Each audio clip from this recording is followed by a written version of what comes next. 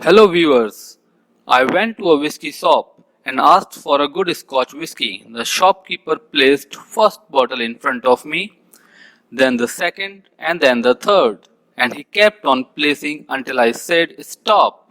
When asked which one is good, he said choose yourself. Now the question is how to choose best bottle on the shelf. There are hundreds of whiskies from around the world. When buying a bottle of whiskey, it is always confusing which one to buy. In today's video, we will know how to read a Scotch whiskey label and make out which whiskey is good on shelf. In the whiskey series, we have discussed whiskey ingredient, Scotch whiskey production. The videos are available on the Hospitality NU channel. Please like, share and press the bell button. The basic information on the label are regulated under 2009 Scotch Whisky Regulations. First, we have to point out that the word whisky, that is WHISKEY, on the label will tell us a lot about the type of whisky. Scottish, Canadian, and Japanese distillers use the spelling WHISKY, while Irish and some American distillers use the spelling WHISKEY. A Scotch whisky label usually includes following information. First, name of the distillery or brand.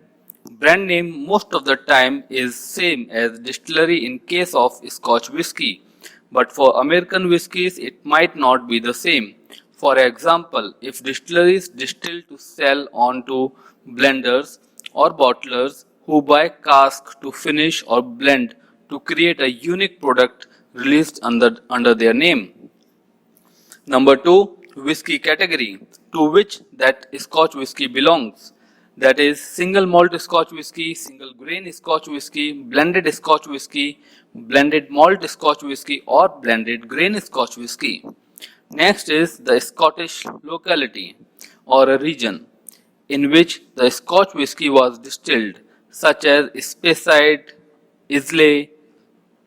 If that single malt Scotch whisky has been entirely distilled in that specified locality or a region, rules apply regarding the use of locality or regional names.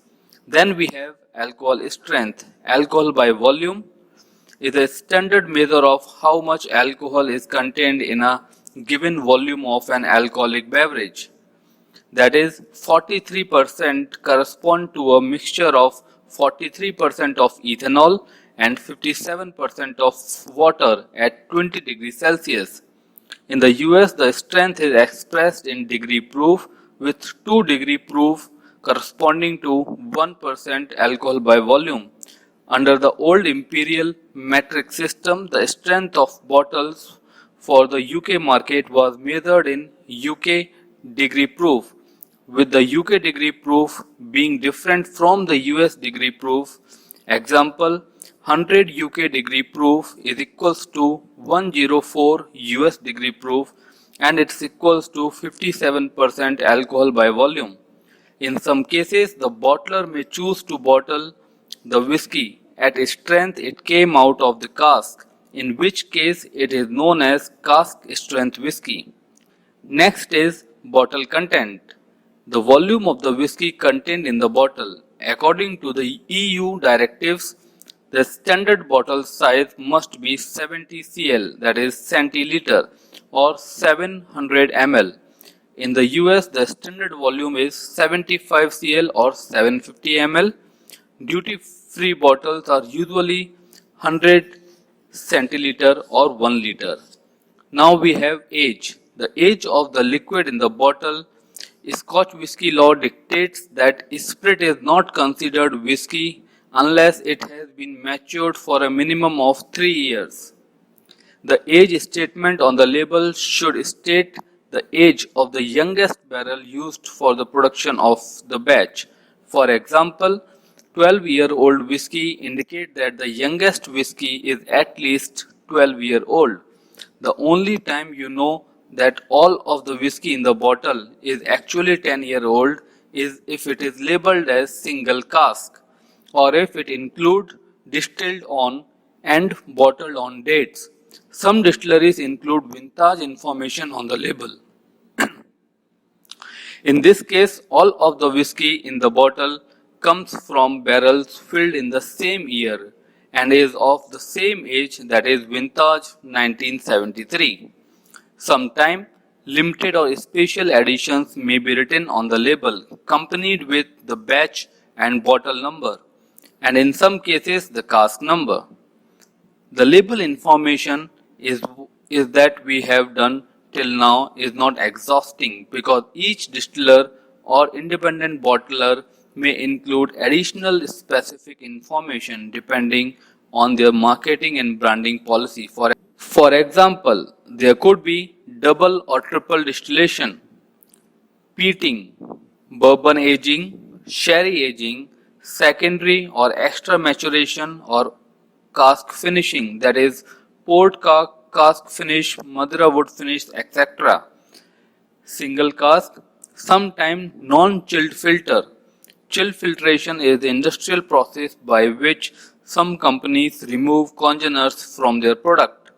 At lower temperature or when water is added to whiskey which hasn't been chill filtered, the whiskey becomes cloudy. Additionally, there are small particles which are removed by the process to ensure the whiskey is clear of debris. However, these congeners and particles contain flavors and texture. Removing them affects the end result. You will only see brands that don't chill filter their product making this claim, so if you don't see it, assume your whiskey has been chill filtered. And it may be mentioned about natural color, that indicates that the color of the whiskey is natural. In most whiskies bottled at 40 to 43% ABV, caramel is usually added to the whiskey in order to obtain consistent color between different batches. Additionally, some write bottled in. If a whiskey bottle simply features bottle in on the label, then aging and bottling were the only two elements of the process completed by that particular brand. What's typical in these instances is a newer whiskey brand buys a batch from a larger distributor like Buffalo Trace and then blends, ages, and bottles the spirit accordingly. It's how a new whiskey brand that's under 5 years old can sell bottle of their own branded 10 years at the local package store. Hope you enjoyed the video, and the information will probably help you selecting best whiskey on the shelf. Thank you.